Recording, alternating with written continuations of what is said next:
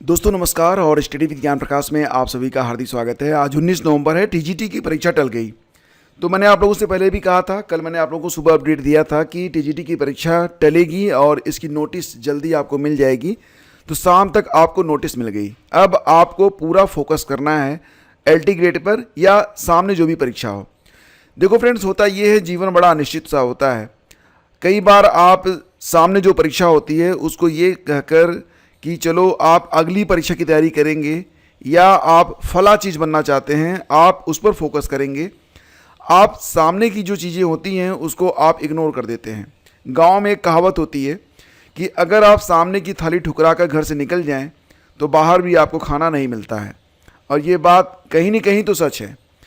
इसका मतलब ये है कि जो भी परीक्षाएं आपके सामने हैं, पहले तो आपको पूरा फोकस ये करना है कि जैसे मान लेते हैं अब आपकी जो टीजीटी भी है वो भी टल गई, पीजीटी तो ऑलरेडी टल गई है। अब ये जो परीक्षा होने वाली है, ये आपको ये भी पता है कि यूपी टीजीटी की परीक्षा हो या फिर यूपी पीजीटी की परीक्षा हो, ये दोनों परीक्षाएं आपकी अब 2026 से पहले नहीं हो पाएंगी। ये आप बिल्कुल तय मान के चलिए। दोस्तों बात करें अगर यूपी टीजीटी की और एलटी ग्रेड की, ये दोनों ही चीज़ें बिल्कुल समान हैं। तो आपको ऐसा नहीं है कि प्रयास नहीं करना है, प्रयत्न नहीं करना है। अगर आप अच्छे से प्रयत्न कर लें तो आप एलटी ग्रेड में सिलेक्ट हो सकते हैं। देखो दोस्तों, क्या होता है कि जीवन में जैसे जैसे उम्र बढ़ती है, जिम्मेदारियां बढ़ती जाती हैं और एक लेवल ऐसा भी आता है कि आपके पास इतना कम समय होता है कि आप अपने ऊपर, लोग कहते हैं कि आप मॉर्निंग वॉक कर लो, आपके पास इतना भी टाइम नहीं होता कि आप मॉर्निंग वॉक कर पाएँ। तो फिर आगे चलकर जब आप तैयारी करने के बारे में सोच रहे हैं तो पता नहीं सिचुएशंस क्या होगी। तो अभी तो फ़िलहाल आप लोग लग जाइए। दोस्तों बात करें अगर यूपी टीजीटी के बारे में, तो काफ़ी आकर्षक यहाँ पर पेमेंट मिलता है। एक मतलब आप फ्री हो जाते हैं पैसे की ओर से, क्योंकि ये पैसा जो है, सैलरी जो है वो बढ़ती जाती है। हम बात करें अगर कि टीजीटी में पहली सैलरी कितनी मिलती है, मैं कई बार आपको बता चुका हूँ। तो दोस्तों जो टीजीटी की परीक्षा होती है इसमें लेवल 7 के मुताबिक और पीजीटी में लेवल 8 के मुताबिक आपकी जो सैलरी होती है वो डिसाइड होती है। मतलब अगर देखा जाए तो पीजीटी में अगर हम बात कर लें तो यहाँ पर जो आपका लेवल 8 के मुताबिक सैलरी बनती है, तो ग्रेड पे कितना होता है? ग्रेड पे दोस्तों यहाँ पर है 4800 रुपये। जबकि बात करें टीजीटी में, तो ग्रेड पे जो होता है टीजीटी में वो कितना रहता है? टीजीटी में ये 4600 रुपये रहता है। ठीक है। इसके अलावा दोस्तों जो बेसिक पे होता है वो 47,600 रुपये रहता है। बेसिक पे मिलता है आपको पीजीटी में 47,600 रुपये। और ग्रॉस सैलरी जो आपकी बनती है वो लगभग 60,000 रुपये से स्टार्ट होकर लगभग 70,000 रुपये के बीच में बनती है। आपको महीने में लगभग 60,000 से लेकर 65,000 के बीच में। आपकी पोस्टिंग कहाँ पर है और भी कई सारी चीज़ें होती हैं। आप लमसम मान चलो कि महीने में आपको 65,000 रुपये ये आपको मिलने वाले हैं। जबकि टीजीटी में ये जो सैलरी होती है वो लगभग 62-63,000 रुपये के आसपास आपको मिलेगी इन हैंड। ठीक है। क्योंकि जो टीजीटी होती है यह, इसका जो पे स्केल है वो लेवल 7 के मुताबिक होता है और इसमें जो आपका ग्रेड पे रहेगा वो 4600 रुपये रहेगा। ठीक है। बेसिक पे आपका 44,900 रुपये रहता है। तो इस प्रकार से देखा जाए तो लगभग आपको 55-60,000 के आसपास पहली सैलरी इन हैंड मिलती है। इसके अलावा बहुत सारे अलाउंसेस भी मिलते हैं। तो एक बहुत ही शानदार तरीके से आप अपना जीवन जो है निश्चिंत होकर जी सकते हैं, जो कि क्रम से आपकी सैलरी जो है बढ़ती जाएगी। और फाइनली अगर देखा जाए कि कितना आपको मतलब, तो 1,42,000 रुपये तक ये जाती है। 1,42,000 रुपये आपको मिल सकते हैं। और इसके बाद अगर देखा जाए तो फिर आपका जो ग्रेड है वो बदल सकता है। अगर आप एलिजिबल हैं तो मतलब आप हायर ग्रेड में चले जाएंगे, टीजीटी से आप पीजीटी हो जाएंगे। तो इस प्रकार से देखा जाए तो शानदार अवसर है। और यही चीज़ें लगभग आपकी एलटी ग्रेड में भी हैं। एलटी ग्रेड में भी आपको टीजीटी के बराबर ही सारे अलाउंसेस मिलते हैं, कुछ सुविधाएं और मिल जाती हैं, क्योंकि एलटी ग्रेड ये राजकीय विद्यालय होते हैं। ठीक है, गवर्नमेंट कॉलेज होते हैं। और टीजीटी जो होते हैं ये मैनेजमेंट वाले होते हैं। हालांकि कुछ थोड़ी बहुत अतिरिक्त सुविधाएँ जो होती हैं वो एलटी ग्रेड में आपको मिल जाती हैं। तो लगे रहिए, बिल्कुल आपको पीछे नहीं हटना है और इससे बेहतर मौका भी आपको मिलने वाला नहीं है। होमगार्ड भर्ती के लिए आवेदन की प्रक्रिया शुरू हो चुकी है। कुल 41,424 पदों के लिए ऑनलाइन आवेदन की प्रक्रिया शुरू हो चुकी है। एलिजिबिलिटी वही है, बहुत ही कम, मतलब हाई स्कूल के आधार पर आप चाहें तो आवेदन कर सकते हैं। केवल हाई स्कूल अगर आप पास हैं तो भी आप आवेदन कर सकते हैं। और ये भी है कि इसमें महिलाओं को 20% की छूट भी प्रदान की गई है। 20% रिलैक्सेशन जो है वो महिलाओं को दिया जा रहा है। तो इस पर जो है पूरी जानकारी मैं आपको टेलीग्राम पर भेज चुका हूँ, आप जाके देख लीजिएगा। हालांकि मेन हाइलाइट्स मैं आपको बता सकूँगा कि यहाँ पर देखिए सबसे ज़्यादा जो पद हैं वो कानपुर नगर में हैं। कानपुर नगर में अच्छा एलिजिबिलिटी में क्या रहेगा, अगर होमगार्ड के लिए आप आवेदन कर रहे हैं तो उसी ज़िले में आप आवेदन कर सकते हैं जिस ज़िले के आप निवासी हैं। पहली शर्त तो ये है। सबसे ज़्यादा जो पद हैं वो कानपुर नगर में हैं। कानपुर नगर में कुल 1947 पद हैं। और लखनऊ में कितने पद हैं तो 1371 पद लखनऊ में हैं। आगरा में कुल 1232 पद हैं। प्रयागराज में कुल 1219 पद हैं। इसके अलावा वाराणसी में कुल पदों की संख्या कितनी हो रही है तो 1004 पद वाराणसी में हैं। इसके बाद बात करें जौनपुर में तो जौनपुर में कुल 900 पद हैं। ठीक है। इस भर्ती में शारीरिक और मानसिक बीमार और दिव्यांग व्यक्ति पात्र नहीं होंगे और अभ्यर्थी को उस जिले का मूल निवासी होना चाहिए जहां के लिए उसने आवेदन किया हुआ है। आवेदन शुल्क आप 17 तारीख तक यानी कि 17 दिसंबर ये जो है लास्ट डेट है। और शुल्क समायोजन की अंतिम तिथि जो है 20 दिसंबर रहेगी। 20 दिसंबर तक आप अपना जो फीस है उसको जमा कर सकते हैं। सामान्य EWS और अन्य पिछड़ा वर्ग के जो अभ्यर्थी हैं उनको फॉर्म जमा करते समय 400 रुपये की फ़ीस देनी पड़ेगी। बाकी लोग 300 रुपये देकर आवेदन जो है वो कर सकते हैं। हाई स्कूल पास ये एलिजिबिलिटी यहाँ पर रखी गई है। अगर आप हाई स्कूल पास हैं देन यू आर एलिजिबल, और अगर आप NCC वगैरह किए हुए हैं तो आपको यहाँ पर छूट मिलेगी। रही बात दोस्तों ये कि चयन प्रक्रिया में क्या है, तो सबसे पहले तो 100 नंबर का 100 अंकों की एक परीक्षा होगी और इस परीक्षा में GS सामान्य ज्ञान की OMR आधारित परीक्षा रहेगी। जो लोग इसमें सफल होंगे फिर जो है उनका शारीरिक मानक परीक्षा, दस्तावेजों का सत्यापन, शारीरिक दक्षता परीक्षा आदि जो है वो देखी जाएगी, टेस्ट की जाएगी, फिर जिलेवार इसकी मेरिट आएगी। तो इस प्रकार से ये रहेगा। ठीक है।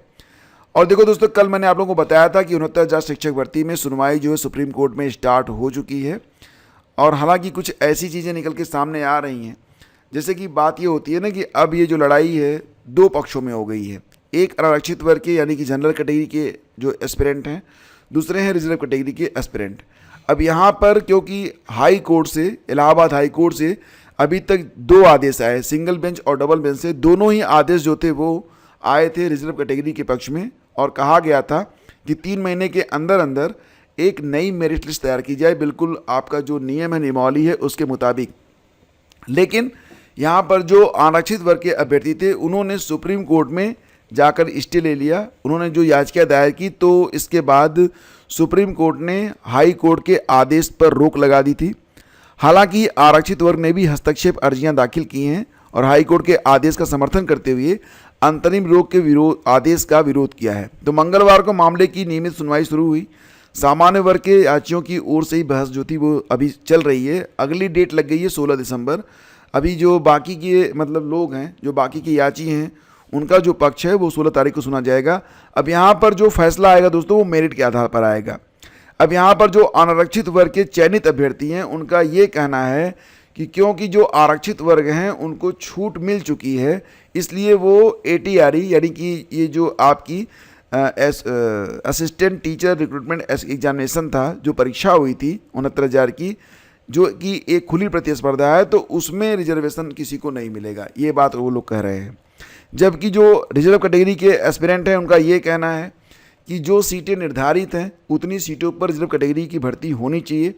तो नियमानुसार जैसे मान लेते हैं कि अगर रिजर्व कैटेगरी के बारे में बात करें तो उनको जो सीटें मिली हैं उन सीटों पर तो उनकी नियुक्ति करनी पड़ेगी, चाहे उनको छूट मिली हो चाहे ना मिली हो, क्योंकि ये रिजर्वेशन की नियमावली में है।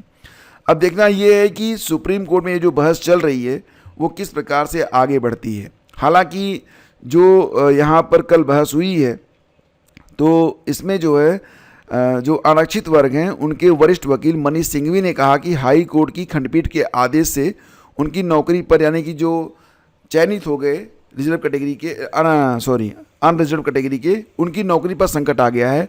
8 साल से नौकरी कर रहे हैं। यहाँ मुद्दा आरक्षित वर्ग के अभ्यर्थियों को सामान्य श्रेणी में गिने जाने का है। हाई कोर्ट के आदेश का विरोध करते हुए यहाँ पर जो वरिष्ठ वकील हैं मनीष सिंघवी, उन्होंने कहा कि आरक्षित वर्ग को टीईटी में कम उम्र आदि चीज़ों में छूट मिली थी और टीईटी पात्रता परीक्षा है, इसलिए इस पर उन्हें कोई एतराज़ नहीं है। लेकिन शिक्षकों की सीधी भर्ती के लिए जो परीक्षा हुई थी एटीआरई, ये एक खुली प्रतिस्पर्धा है। एटीआरई में सामान्य वर्ग के लिए 65% और आरक्षित वर्ग के लिए 60% अंकों की कट ऑफ थी। 40% अंक जो हैं ये हाई स्कूल 10%, इंटरमीडिएट 10%, बीटीसी 10% की 20% की परीक्षा की औसत से लिए गए थे, यानी कि यहाँ पर जो प्राप्तांक हैं उनका परसेंटेज लिया गया था। बाकी जो अंक हैं वो एटीआरई परीक्षा से लिए गए थे। तो अब यहाँ पर अगर किसी की मेरिट जो है वो ज़्यादा हो रही है तो यहाँ पर मामला ये बन रहा है कि जो बच्चे जो है ऐसे में आरक्षित वर्ग के जिन अभ्यर्थियों के कुल अंक सामान्य वर्ग की मेरिट सूची में शामिल अभ्यर्थियों से अधिक हो गए, उन्हें सामान्य वर्ग की श्रेणी में गिने जाने की मांग की गई थी। हाई कोर्ट ने दलीलें स्वीकार की थी। तो मतलब ये है कि सभी लोग अपना अपना पक्ष अभी फ़िलहाल रख रहे हैं और अभी तक जो बहस हुई है, तो क्योंकि याचिका जो थी वो दायर की गई थी जो चयनित अनरिजर्व कैटेगरी के हैं, तो मुख्य रूप से एक लाइन का वहाँ पर जो तर्क दिया गया कि लाभ के बाद सामान्य वर्ग में नहीं जा सकते आरक्षित। अब यहाँ पर आरक्षित वर्ग के जो अभ्यर्थी हैं वो लोग भी अपना पक्ष रखेंगे, उसके बाद देखते हैं कि क्या निर्णय निकल के सामने आता है। ठीक है, क्योंकि भाई अब यहाँ पर जो मामला है वो मेरिट के आधार पर ही तय होगा और देखते हैं कि क्या होता है। और दोस्तों पीईटी के लिए यानी कि यूपी पीईटी की परीक्षा जो हुई थी 6 और 7 सितंबर को, उसकी जो फाइनल आंसर की आ गई है। बहुत ही जल्द आपको यहाँ पर जो मतलब रिजल्ट वगैरह है वो देखने को मिल जाएगा। इसके बाद जो प्रक्रिया होगी वो स्टार्ट होगी। ठीक है, तो दोस्तों ये थी आज की पूरी अपडेट। अब क्योंकि आपकी जो यूपी टीजीटी की परीक्षा है ये टल चुकी है, तो मैंने आप लोगों से कह रहा हूँ कि आप पूरा फोकस एलटी ग्रेड पर लगाइए। और एलटी ग्रेड के लिए आपको पता ही है कि एलटी ग्रेड, इसके बाद जीआईसी प्रवक्ता, फिर जीडीसी असिस्टेंट प्रोफेसर, तीनों में ही अगर देखा जाए तो जो जीएस के प्रश्न होते हैं एलटी ग्रेड में कुल मिला के 30 प्रश्न जीएस के पूछे जाते हैं। सबसे पहले आपकी यही परीक्षा यहाँ पर होने जा रही है। 30 प्रश्न मतलब 60 अंक। अब प्री को क्वालिफाई केवल यहाँ पर माना जाएगा, क्योंकि प्री की परीक्षा जब आप पास करेंगे उसके बाद ही आप मुख्य परीक्षा में शामिल होंगे। मेरिट आपकी मेंस के आधार पर जो अंक आप प्राप्त करेंगे उसी पर बनेगी, लेकिन यहाँ पर 60 अंक ये बहुत ही निर्णायक रहेंगे। अब जैसा कि आप लोग जानते हैं 300 अंकों की ये परीक्षा होनी है और इसमें जो है कुल 150 प्रश्न आपसे पूछे जाएंगे। 120 प्रश्न आपके विषय से होंगे, लेकिन 30 प्रश्न आपके रहेंगे जीएस से, और ये जीएस निर्णायक हो सकता है। तो दोस्तों अभी भी समय बचा हुआ है और मैं आपके लिए अभी भी लगभग 15 से ज़्यादा मॉक टेस्ट लेकर आने वाला हूँ और जितने भी इम्पॉर्टेंट टॉपिक हैं उन पर आपको लेक्चर दिए जा चुके हैं। अभी जो शेष रह गए हैं वो लेक्चर अभी बाकी हैं, उनकी पीडीएफ आपको बहुत शानदार तरीके से बनाकर दी जाती है पेड ग्रुप में, ताकि आपका रिवीजन बहुत अच्छे तरीके से चल सके। टाइम टू टाइम आपका टेस्ट भी लिया जाता है ताकि आप ये देख सकें कि जो पढ़ाया गया पिछले सप्ताह में उसमें से कितने प्रश्न आप कर पा रहे हैं, आपकी तैयारी कैसे चल रही है। तो डेली का टारगेट मिलता है आपको समयबद्ध अध्ययन ताकि आप कर सकें। जीएस और करंट के नोट्स अभी यहाँ पर आपको जनवरी से लेकर अक्टूबर तक, देखो दोस्तों क्योंकि परीक्षा दिसंबर में है तो नवंबर का करंट आएगा नहीं, तो नवंबर हमने छोड़ दिया है। जनवरी से लेकर अक्टूबर तक का सारा करंट आपको पढ़ा भी दिया गया है, इसके नोट्स भी आपको पेड ग्रुप में दे दिए गए हैं। और इसके अलावा आप पर्सनली हमसे कनेक्ट हो सकते हैं। आने वाले दिनों में एक मॉर्निंग शो होगा जो कि बिल्कुल लाइव रहेगा। ये शो आपका 5 AM स्टार्ट होगा, ठीक है, जिसकी जानकारी आपको पेड ग्रुप में दी जाएगी। और यहाँ पर आपको प्रतिदिन मॉक टेस्ट करवाए जाएंगे ताकि आप ये देख सकें कि कितने प्रश्न आप कर पा रहे हैं।